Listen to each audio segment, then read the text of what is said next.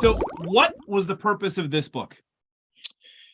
Well, didn't you read it? It says. I read it, but the people need to know. Okay. I read it.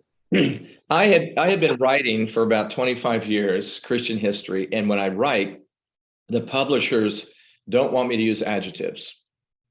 You can't say that they were fierce or they were angry. You just have to describe what they did, because that becomes a judgment. And I realized the Enlightenment and Enlightenment scientific thinking has so overwhelmed history that we're doing bad history writing. That's why history's boring. But history, I was convinced, has to be told as a narrative, as a story. And it's beautiful. It's fascinating. It's just you enter into people's lives. And I was so frustrated by that. So I understand, because if you want your history book to be sold at a Roman Catholic seminary and in a major university and an evangelical school and a Baptist school, you have to be as neutral as you can. So then I was asked, I think it's written in the forward or preface somewhere, to do a lecture on how to write Christian history for scholars in China at Shanghai University, which was a totally Maoist university. It was one of the few major universities not started by missionaries. It was started during the Maoist period.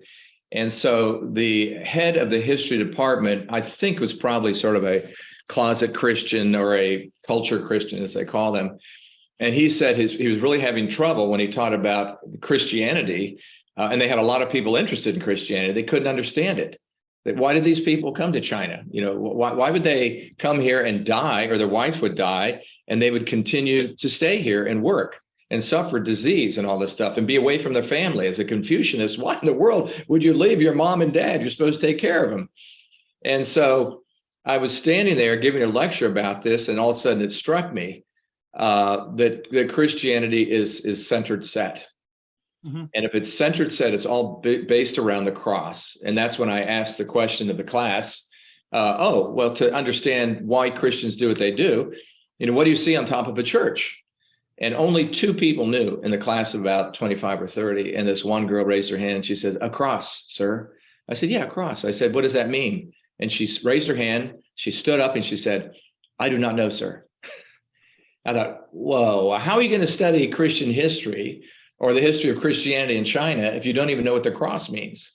And so I realized that in order to explain Christian history, you have to explain it on its own terms.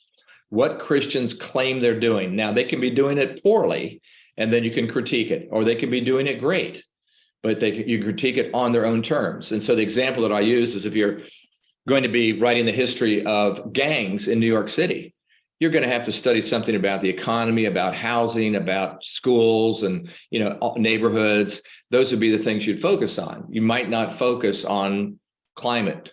Mm-hmm. But if you're studying the history of Christianity, you've got to know the basic narrative. And the 3 basic elements that I write about are time, cross, and glory.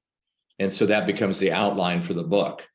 And the reason I wrote this is because I said, I need to put together what I've been doing the last 25 or 30 years. What drives me? And what do I think needs to be the driving elements as we study church history? Otherwise, why in the world are we teaching it in seminary?